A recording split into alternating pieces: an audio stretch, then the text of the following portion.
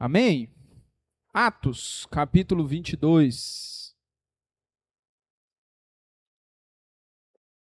A princípio, agora, nós vamos ler, na verdade, o finalzinho do 21, que ficou para trás domingo passado, né? Nós vamos ler o finalzinho do 21, do 37 até o 40, e depois, ao longo da meditação, nós vamos pensar em todo o capítulo 22. Então, abra aí em Atos, capítulo 21, verso 37 em diante.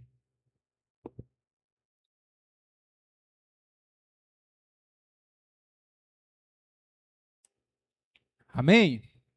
Assentados mesmo, mas com toda reverência, acompanhe a leitura. Quando os soldados estavam para introduzir Paulo na fortaleza, ele perguntou ao comandante: "Posso dizer-te algo?" "Você fala grego?" perguntou ele. "Não é você o egípcio que iniciou uma revolta há algum tempo e levou 4.000 assassinos para o deserto?" E Paulo respondeu: "Sou judeu, cidadão de Tarso, cidade importante da Cilícia. Permite-me falar ao povo." Tendo recebido permissão do comandante, Paulo levantou-se na escadaria e fez sinal à multidão. Quando todos fizeram silêncio, Paulo dirigiu-se a eles em aramaico. Vamos orar mais uma vez? Santo Deus, muito obrigado pela tua palavra revelada. Muito obrigado pela tua palavra que chega até nós hoje, ó Deus. Dá-nos toda a reverência, dá-nos todo o temor dela agora, e que o teu Santo Espírito, ó Deus, possa iluminar as nossas mentes, para que entendamos, apliquemos e creiamos na tua palavra que é viva e eficaz e capaz de transformar os nossos corações. Ajuda-nos nisso, hoje para todo sempre nós te pedimos, em nome de Jesus. Amém e amém. Bom, Paulo chega a Jerusalém, a gente viu isso no sermão passado, depois de tanta luta com seus amigos, depois de tanta gente querendo que Paulo permanecesse onde está e não fosse a Jerusalém, Paulo teimando com o povo, mas obedecendo à voz do Espírito Santo que o impeliu, que o empurrou para Jerusalém. Paulo chega em Jerusalém, nós pudemos meditar nisso no domingo passado. Ali em Jerusalém, Paulo encontra aquilo que o Espírito Santo lhe havia prometido: perseguição, maldade e prisão. Paulo, mesmo fazendo tudo aquilo que parecia que iria lhe livrar da prisão, acaba sendo preso. A multidão pega Paulo e fica ali, os judeus querendo matar Paulo e os soldados querendo protegê-lo e levá-lo preso, e nós chegamos então ao texto onde nós estamos. Nós vemos que Paulo quer se dirigir à multidão. Paulo é um homem letrado, Paulo é alguém que entende das coisas, estudou numa boa escola, Paulo falava no mínimo 2 línguas. Nós vemos aqui ele falando com o soldado em grego e se dirigindo à multidão em aramaico. Paulo então vai começar o seu argumento. Paulo agora vai se dirigir aos seus. Paulo vai se dirigir aos seus compatriotas. Quem sabe no meio daquela multidão, gente que havia sido criada com Paulo, gente que conhecia Paulo há muito tempo, mas que agora o tratava como alguém que tinha traído a lei de Moisés. Paulo então pede licença ao soldado para que se dirija aos seus compatriotas. Paulo muda a tonalidade, não só a língua, e agora, ao invés de se dirigir àquele que o prende, Paulo vai se dirigir àqueles que procuram matá-lo. Paulo muda a língua, e Paulo mudará também a linha de raciocínio. Eu sei que você já ouviu a história de Paulo e nós já meditamos nela quando pensamos no capítulo 9. A pena de Lucas registra com as palavras de Lucas no capítulo 9 a conversão de Paulo. Mas hoje, no capítulo 22, nós vamos ver a própria conversão de Paulo narrada por ele mesmo, evidenciando aquilo que aconteceu naquele dia. Aprenderemos com Paulo e com sua história hoje que a igreja de Cristo ela é formada por gente como Paulo. Há em todo crente 3 características, pelo menos, que nós vamos ver nesse texto, que estão vívidas em Paulo. Se eu te perguntar do que é feita essa parede, você vai saber me dizer que ela é feita de concreto e de tijolo. Mas e quando nós pensamos sobre a igreja? Do que a igreja é feita? De que a igreja é formada? Qual é o componente principal que não pode faltar numa igreja?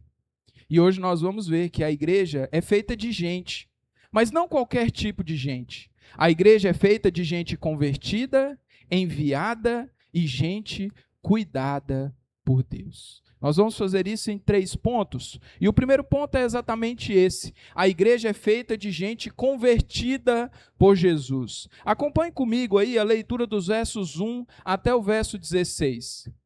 Paulo vai se dirigir à multidão e ele faz isso em aramaico e ele começa dizendo: irmãos e pais, ouçam agora a minha defesa. Quando ouviram que lhes falava em aramaico, ficaram em absoluto silêncio.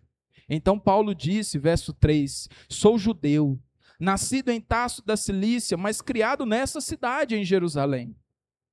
Fui instruído rigorosamente por Gamaliel na lei dos nossos antepassados, sendo tão zeloso por Deus quanto qualquer um de vocês hoje. Persegui os seguidores deste caminho de Jesus até a morte, prendendo tanto homens quanto mulheres e lançando-os na prisão. Como o podem testemunhar o sumo sacerdote e todo o sinédrio.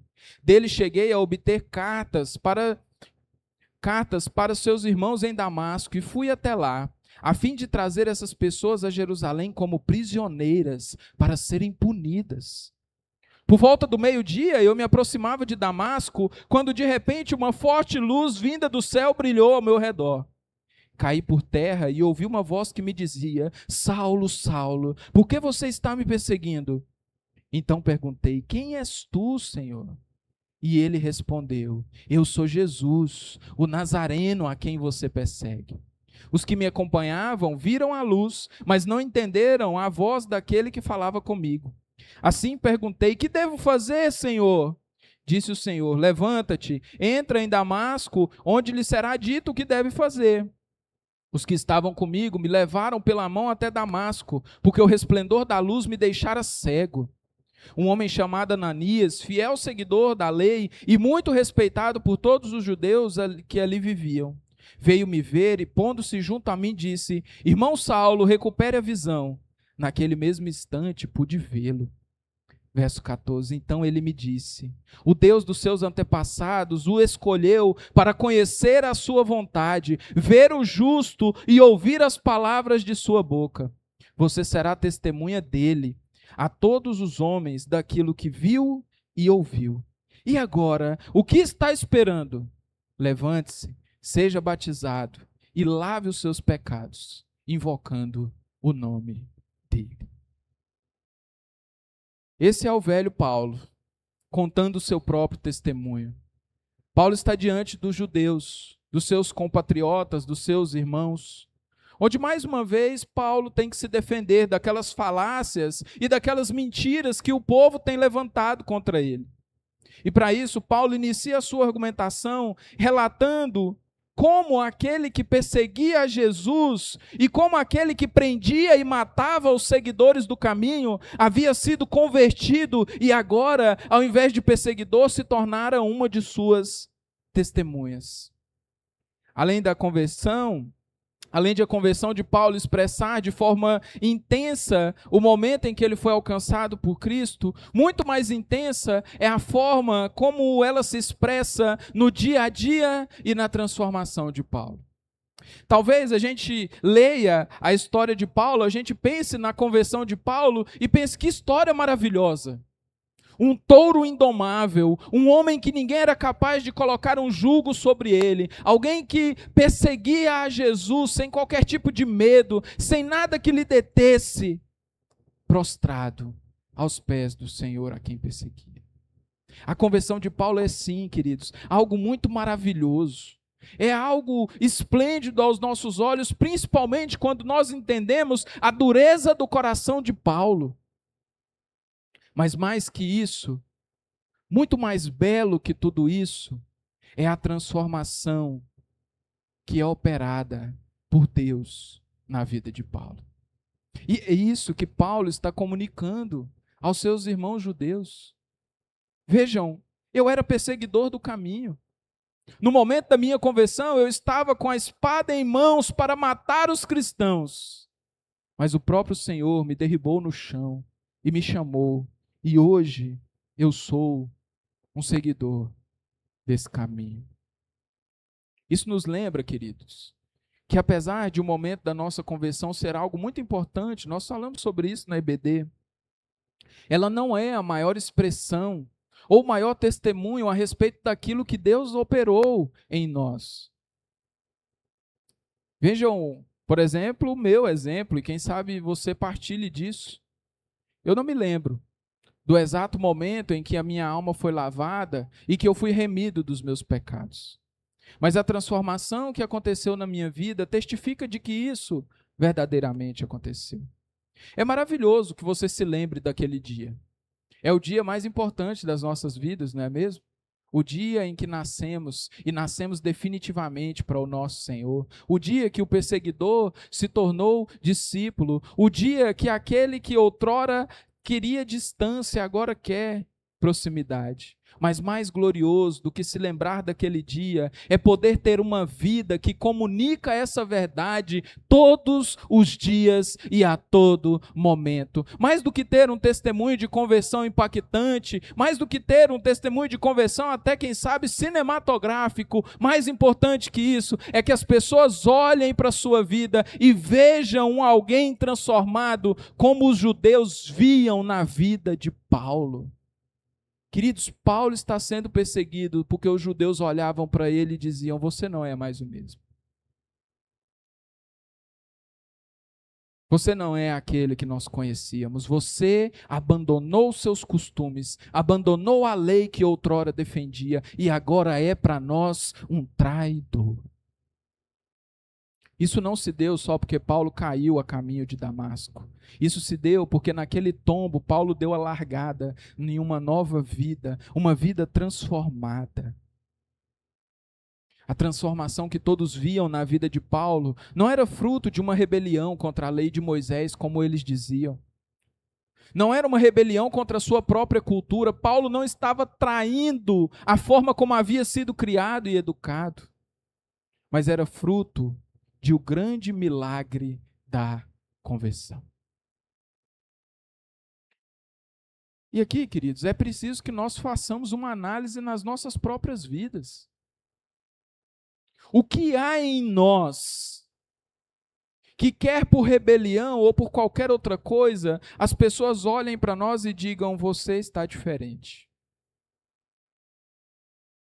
Quem sabe aqueles amigos antigos com os quais você partilhava as noitadas, partilhava o álcool, partilhava, quem sabe, até drogas, fazia coisas ilícitas. Será que eles olham para você hoje e dizem o que os judeus estão dizendo para Paulo? Você não é mais o mesmo. Você nos abandonou, você mudou. A conversão, ela é algo que marca a nossa vida e não marca só um ponto de partida, mas marca toda a extensão da nossa vida dali para frente. A conversão é algo que não é testificado apenas no dia que você levantou a sua mão, apenas no dia em que você foi à frente, ou apenas no dia em que você disse ao pastor: pastor, eu quero me batizar porque eu me converti. A conversão, ela é marcada por uma vida contínua e constante em transformação. E a igreja, ela é formada por gente desse tipo. Gente que não só levantou a mão, mas gente que estendeu a vida ao próprio Cristo. Gente que, de fato, naquele dia em que o apelo foi feito, entregou toda e sem reserva a sua vida a Jesus. Ela não é marcada por gente que vai à frente, muitas vezes em um apelo emocionado junto com a multidão, mas ela é marcada por gente que tomou uma decisão de transformação total de vida. Gente que decidiu abandonar o velho eu e abraçar a nova vida, porque é isso que Paulo escreve: já não sou eu quem vive, mas é Cristo que agora vive em mim. E nós precisamos fazer essa avaliação. A minha vida comunica que tudo mudou? A minha vida comunica que agora eu sou um novo homem, que eu não pertenço mais àquele velho mundo? Mas ainda há algo importante aqui. Ligado intimamente à nossa conversão está o batismo. E Ananias encoraja Paulo: Paulo, levante-se e seja batizado. Após ser convertido, aquele novo crente deve então professar a sua fé de forma pública através do batismo. E assim aconteceu com Paulo. E aqui eu queria te fazer 3 perguntas. A primeira pergunta é: você já foi verdadeiramente convertido por Jesus? Se sim, quais são as transformações em sua vida que testificam disso? Quais foram as mudanças que aconteceram? Quando as pessoas olham para você, o que elas podem pontuar? Quando a sua família ou os velhos amigos olham para a sua vida, o que eles podem pontuar que mudou? Ser convertido por Cristo é muito mais que atender um apelo, mas implica em uma mudança radical de vida. E se a sua resposta é não, você ainda não foi convertido, meu querido, quem sabe seja hoje o dia desse glorioso momento, o dia em que você vai poder se lembrar para sempre, o dia em que você vai poder dizer: naquele dia, Cristo me converteu e a minha vida a partir daquele dia foi transformada. Tome essa decisão ao lado de Cristo. Essa é uma decisão que você precisa tomar mais cedo ou mais tarde. Essa é a decisão, essa é a escolha que nós precisamos fazer para herdarmos a vida eterna. Mas talvez você ainda caiba numa terceira via. Você já se converteu, mas você precisa de ajuda com as mudanças que precisam ser evidenciadas na sua vida. O caminho para isso é o discipulado. Procure alguém que te discipule. Procure alguém para caminhar contigo e te ajudar a amadurecer a sua fé. Uma segunda pergunta que eu queria te fazer: eu já professei a minha fé publicamente? Eu já disse às pessoas que eu creio em Jesus? A conversão, queridos, é uma alegria a ser compartilhada. Não só a igreja fica em festa, mas Lucas dirá que o céu festeja quando um pecador se arrepende. Por isso nós precisamos comunicar. Em muitas igrejas é feito isso chamando à frente. Se você se converteu, vem aqui à frente. Mas existem outras inúmeras formas de você comunicar àquela igreja que você creu, que você aceitou, que você se entregou a Jesus. E quem sabe, dentro do nosso grupo, existam pessoas assim. Já são crentes, já creram em Jesus, mas ainda não externalizou isso. Ainda não fez com que isso se tornasse evidente. Compartilhe isso conosco. Comunique-nos: olha, pastor, eu já criei, mas eu ainda não tinha contado isso para ninguém, mas eu já de fato criei em Jesus. E uma terceira pergunta: eu já passei pelo batismo? Essa é uma coisa que Ananias encoraja Paulo no verso 16, ele diz: o que está esperando? Levante-se e seja batizado. Você se lembra do eunuco que estava com Filipe numa carruagem? O eunuco pede para Filipe: Filipe, eu preciso que alguém me explique a Escritura. Quem é esse Messias? Filipe explica a Escritura e em dado momento o eunuco diz: Filipe, eu quero ser batizado e a gente tem água aqui. O que me impede de ser batizado? E Filipe diz: nada te impede se creres de todo o coração. E ele: eu creio que Jesus Cristo é o Senhor. Aqueles homens imediatamente descem e o batismo do eunuco acontece. Apesar de não ter implicância na salvação, nós temos inclusive um crente, e que todos nós temos certeza que está com o Senhor em glória, porque o próprio Cristo disse isso sobre ele, que não foi batizado. O ladrão que foi crucificado ao lado de Jesus ouviu da boca do próprio Cristo: hoje mesmo estarás comigo no paraíso. Irmãos, tem alguém que tem mais certeza da salvação do que esse cara? Ele não ouviu da boca de outra pessoa, ele ouviu da boca do dono da salvação, da própria salvação: hoje você estará comigo no paraíso. Aquele homem não foi batizado, mas nós não podemos questionar se ele foi salvo. Apesar do batismo não implicar na salvação, ela é um mandamento, é uma ordenança dada à igreja. Aquele que crê, disse Jesus em Marcos 15, seja batizado. O batismo é a expressão pública da nossa fé. É o modo como nós contamos às pessoas, não só a nossa comunidade local, mas a nossa comunidade geral, que agora nós morremos para uma velha vida e ressuscitamos para Jesus. Talvez você seja um crente, mas você ainda não passou pelas águas do batismo. O meu conselho para você é o mesmo que Ananias deu a Paulo: levante-se e seja batizado. Um segundo ponto sobre uma pessoa, sobre um crente que forma uma igreja, é que a igreja é feita por gente enviada por Jesus. Além de sermos convertidos por ele, nós também somos enviados por ele. Veja comigo a partir do verso 17 até o 21. Paulo continua o seu discurso e ele diz: quando voltei a Jerusalém, estando eu a orar no templo, caí em êxtase.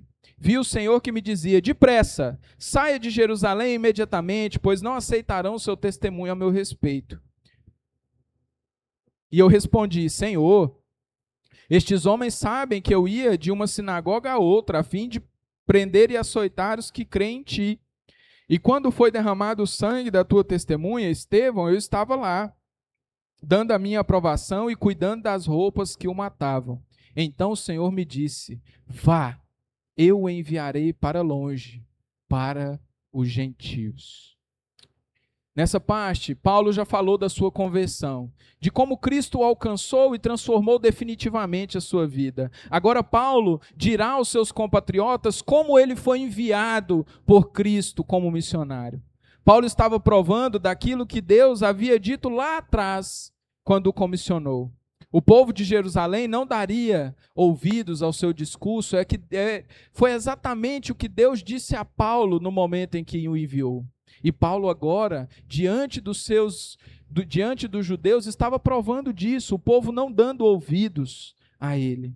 E por isso, Deus o direcionou aos gentios, onde nós já podemos ver que Paulo teve grande êxito, Paulo teve grande sucesso entre os gentios. Em suas viagens missionárias, inúmeras igrejas foram plantadas, e o evangelho, partindo de Paulo, foi longe, longe, até chegar a nós.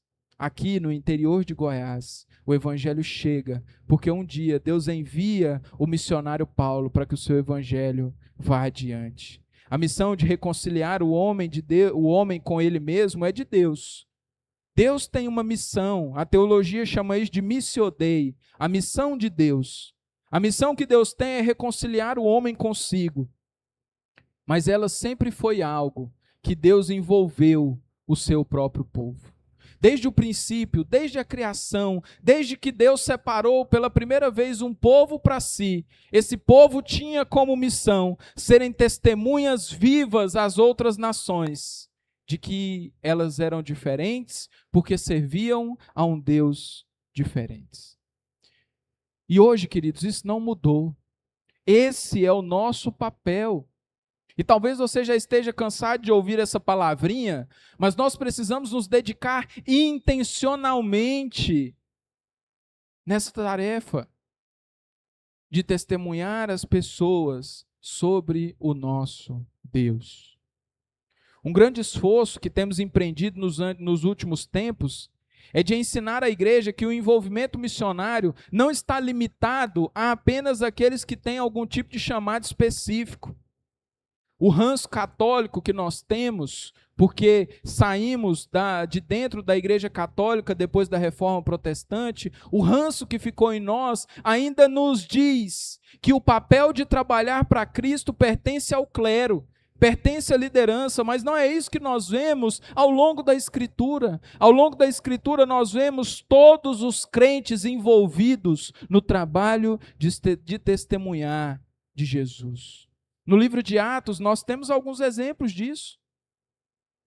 Pessoas que de diversas formas, em diversos contextos, de diversas maneiras, gastam a sua vida para que o evangelho vá adiante.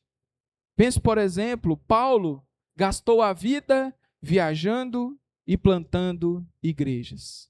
Filipe também viajou, mas viajou bem menos que Paulo, se estabeleceu em Cesareia.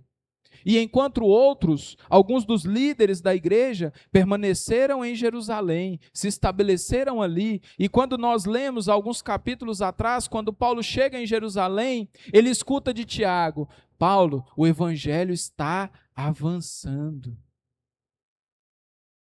O que isso nos mostra? Isso nos mostra que a tarefa de testemunhar de Jesus é feita por gente de todo tipo. feita por gente que tem chamado diverso. Alguns de nós foram chamados para sair da sua terra e da sua parentela e ir para outras cidades, ir para outros lugares, ir até para outros países. Pense no Natan e na Luana, longe de casa, num país que não poderiam estar, num país que tenta os expulsar a todo tempo. O que eles estão fazendo lá? Natan mandou o relatório essa semana. Estão se envolvendo com um grupo lá a fim de pregar o evangelho.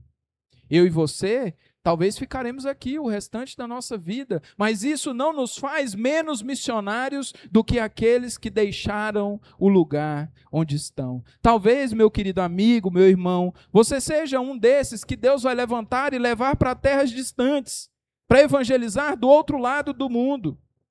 Mas pode ser que você também seja um daqueles que vai permanecer em Jerusalém e vai poder testemunhar para aqueles que foram para longe: olha, eu fiquei em Itumbiara e o evangelho está avançando a passos largos através do trabalho da igreja do Senhor.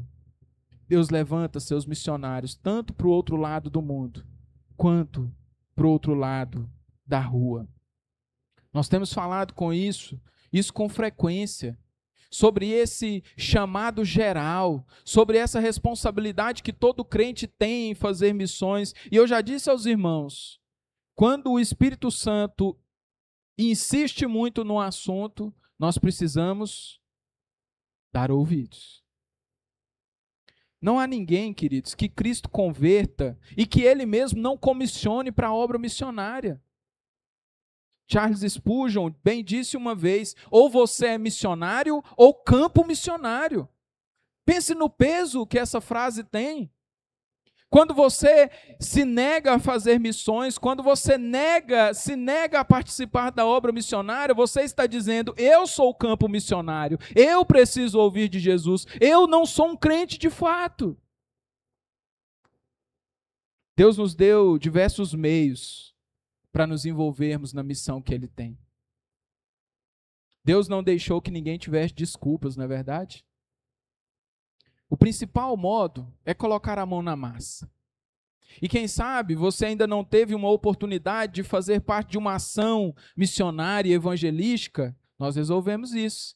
Dia 27 e 28 você vai ter a oportunidade de sair junto a um mar amarelo, anunciando que Jesus transforma.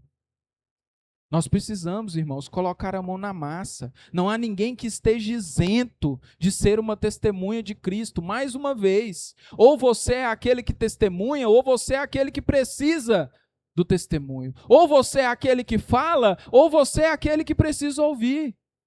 Ou você é aquele que vai, ou você é aquele que precisa que outros venham até você. O segundo modo é orar.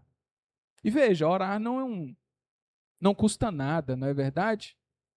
Custa tempo, é verdade. Mas não nos custa financeiramente. Não há dificuldades, não há desculpa para participarmos da obra missionária através da oração. E Cristo nos encoraja a fazer isso. Ele disse: a seara é grande, os trabalhadores são poucos, e nós devemos fazer o quê? Clamar ao Senhor da seara: Senhor, envie mais trabalhadores. Senhor, levanta homens e mulheres para trabalhar na sua seara. Senhor, levanta-me a mim, como disse Isaías diante do Senhor.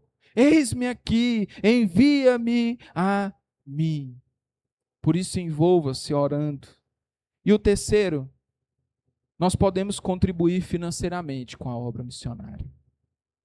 Quem sabe, apesar de não ter sido chamado para uma missão fora da sua cidade, Deus tem te chamado para participar disso através das suas finanças.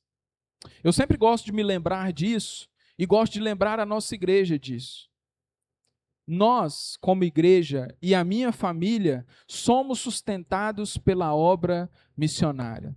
Se você chegar lá em casa agora, eu vou poder te oferecer uma janta. Sabe por quê? Porque irmãos que amam a obra missionária foram movidos por Deus, não a vir para Itumbiara, mas para abençoar a obra missionária aqui nessa cidade. Nós vamos fazer a ação Jesus Transforma, sabe por quê? Porque irmãos que não podem vir aqui evangelizar, querem nos ajudar financeiramente para que o evangelho chegue até outras pessoas. Nós temos o privilégio, queridos, de sermos tanto aqueles que são abençoados por finanças da obra missionária, como aqueles também que financiam essa obra maravilhosa. Pense sobre isso. Uma coisa é certa, e eu tenho certeza disso. O Deus que te converteu, Ele também te envia. E te envia não como alguém qualquer, não como alguém sem rumo e sem destino. Deus te envia como seu missionário. Uma coisa é o que nos resta saber: como Deus deseja te usar. Você será os pés que vão? Você será os joelhos que se dobram? Ou você será a mão que entra no bolso e faz com que chegue sustento, comida, roupa para aqueles que Deus enviou para fazer a sua obra missionária? E caso você queira, caso isso tenha te feito pensar, me procure ao final do culto. Olha, pastor, eu queria pensar mais sobre isso. Eu quero participar disso, eu não posso ficar fora. E outra, querido, uma coisa que precisa ficar claro para a gente. Participar daquilo que Deus está fazendo não é custo, não é dor, não é perca. Participar daquilo que Deus está fazendo é um privilégio. É Deus, o Criador de todas as coisas, aquele que fez o universo e os anjos gritaram de alegria, aquele que pôs a planta onde quer, aquele que nos fez como quer, que nos chama para junto, para nos chamar, para nos comissionar, para fazer parte daquilo que Ele mesmo está fazendo no mundo. Por isso pense sobre isso e decida como você quer fazer parte desse privilégio de cumprir o ID de Jesus. O terceiro e último ponto que eu queria conversar com vocês nessa noite, nesse texto, é que o mesmo Deus que forma uma igreja, a igreja que é feita de gente convertida por Jesus, de gente enviada por Jesus, também é feita de gente cuidada, protegida por Jesus. Veja comigo a partir do verso 22. A multidão ouvia Paulo, até que ele disse isso. Então todos levantaram a voz e gritaram: tira esse homem da face da terra, ele não merece viver. Estando eles gritando, tirando suas capas e lançando poeira ao ar, o comandante ordenou que Paulo fosse levado à fortaleza e fosse açoitado e interrogado, para saber por que o povo gritava daquela forma contra ele. Enquanto o amarravam a fim de açoitá-lo, Paulo disse ao centurião que estava ali: vocês têm direito de açoitar um cidadão romano sem que ele tenha sido condenado? Ao ouvir isso, o centurião foi prevenir o comandante: que vais fazer? Este homem é cidadão romano. O comandante dirigiu-se a Paulo e perguntou: diga-me, você é cidadão romano? E ele respondeu: sim, eu sou. Então o comandante disse: eu precisei pagar um elevado preço por minha cidadania. Respondeu Paulo: eu tenho direito por nascimento. Os que iam interrogá-lo retiraram-se imediatamente, e o próprio comandante ficou alarmado ao saber que havia prendido um cidadão romano. Bem, nós vamos partir para o fim desse ponto de argumento de Paulo, e parece que a argumentação de Paulo até aqui surte o efeito contrário. Paulo queria acalmar a multidão, Paulo queria afagar o ódio daqueles que o perseguiam, mas ao invés disso, Paulo parece ter lançado gasolina no fogo. O ódio daqueles homens é incendiado de tal forma que eles começam a gritar para que Paulo seja assassinado diante dos seus olhos. Eles gritam aos cidadãos romanos: apaguem, arranquem, retirem esse homem da face da terra. Paulo então é retirado do tumulto e levado para a fortaleza. Um propósito: vamos torturar o homem para ele entregar o doce. Ele vai falar para nós por que ele está sendo perseguido. Enquanto ainda amarravam Paulo, Paulo apela. Paulo apela à sua cidadania romana. E como o texto diz, um cidadão romano não podia ser tratado dessa forma. Um cidadão romano não era açoitado dessa forma, ele não era preso dessa forma. Paulo estava sendo tratado assim porque eles achavam que Paulo era apenas um judeu. E Paulo então diz: vocês podem tratar dessa forma um cidadão romano? E os irmãos veem que tudo muda no texto. O chicote cai, as cordas já são mais afrouxadas, aqueles que provavelmente estavam valentes e ansiosos para ferir o couro de Paulo com chicote, saem pela tangente, e fica apenas o comandante que vai ter que assumir a bucha dali em diante, né? Deus tem cuidado de Paulo. E nós que estamos já finalizando a história do velho Paulo, caminhando por fim da sua vida e da sua história, temos visto como isso tem acontecido por tantas e tantas vezes. E Deus tem um repertório vasto de cuidado para com a vida de Paulo. Em um cenário, Deus usa milagres para cegar os inimigos de Paulo e mostrar que Deus tinha poder. Em outros, Deus usa os irmãos para colocarem Paulo num cesto e descerem Paulo para que Paulo fuja. Aqui Deus usa um outro meio. Deus usa a cidadania de Paulo para livrá-lo daquela punição. Isso, queridos, me chama a atenção para uma coisa. Não é tão fácil enxergar o cuidado de Deus nas coisas ordinárias da vida, não é verdade? Nós corremos o risco de olhar para essa situação de Paulo e pensar que não foi Deus que livrou Paulo. Bom, Paulo já seria liberto daquilo ali, Paulo já era cidadão romano antes de se converter, então não foi Jesus, não foi Deus que agiu na vida de Paulo. E isso nos leva a algo muito grave. Isso nos leva a ignorar o poder maravilhoso com que Deus tem agido. E sabe, isso pode acontecer nos nossos dias também. Somos apressados em dar graças a Deus de uma forma que não conseguimos, quando Deus nos livra, de uma forma que nós não conseguimos explicar. Quando nós escapamos de um acidente de trânsito, rapidamente nós pensamos: nossa, graças a Deus.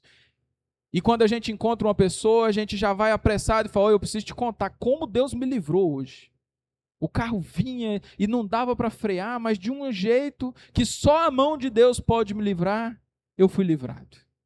Somos ligeiros em testemunhar o agir de Deus quando uma bênção que nós não esperamos, bate à porta. Nossa, eu nem estava esperando, só pode ser Deus isso aqui. Somos rápidos em falar do poder de Deus quando a enfermidade deixa o corpo depois que a medicina decretou a morte. E nós dissemos: só pode ser a mão de Deus.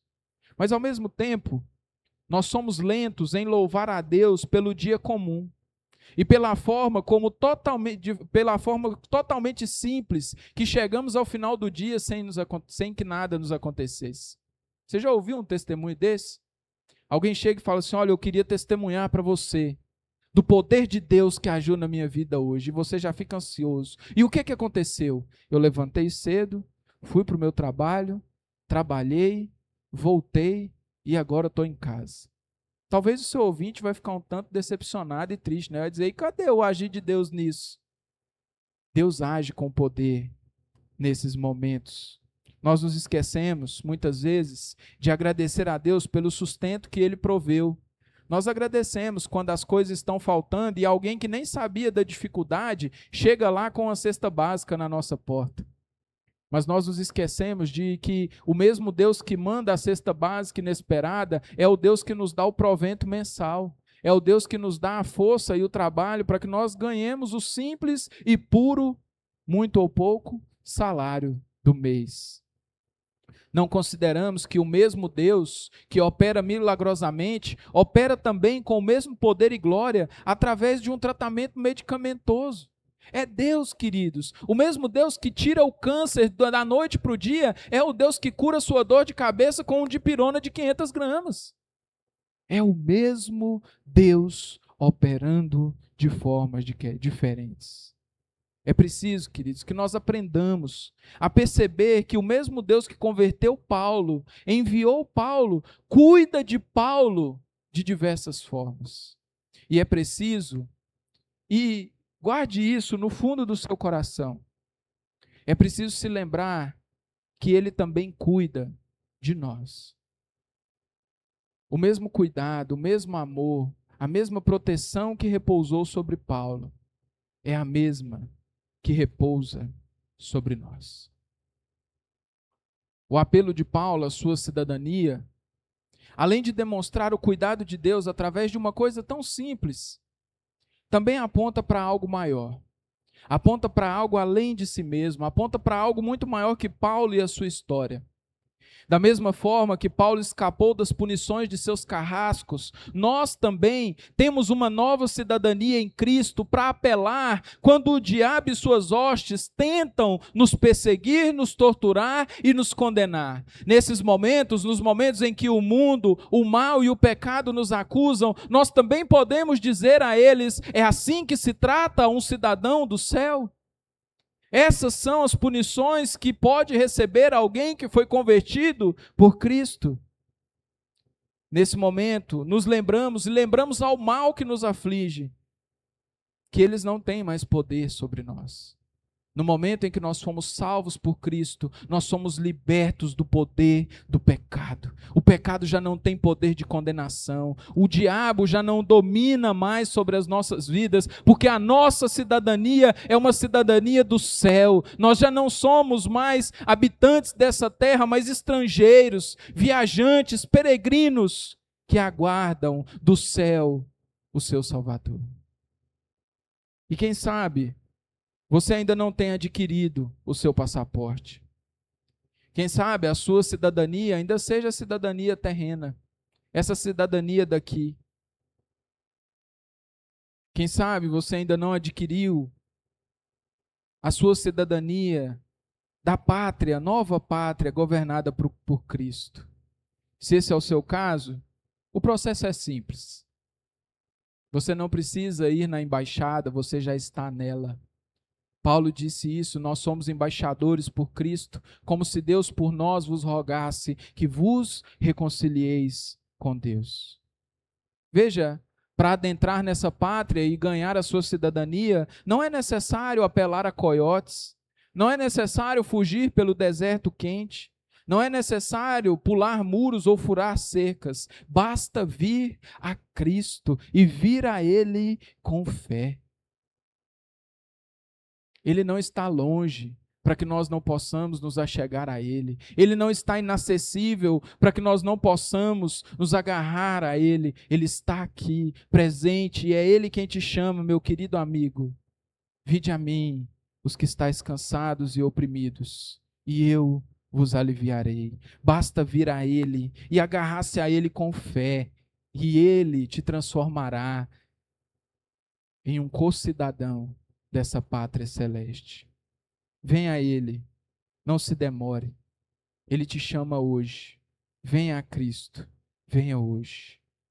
E a nós, meus irmãos, que nós sigamos, que nós continuemos a nos dedicar a viver uma vida digna da nossa conversão, nos dedicar a viver de forma que a nossa vida testemunhe essa nova cidadania que encontramos em Cristo.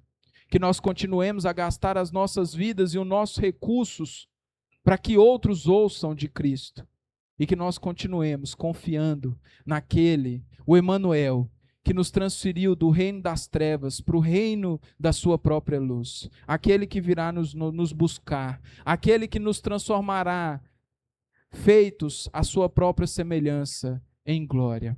Que que nós continuemos confiando nele e na sua maravilhosa obra, que opera de forma abundante em nós. A Ele, o nosso Cristo, meus irmãos, o Senhor da igreja, que nos converte, que nos envia e que nos cuida.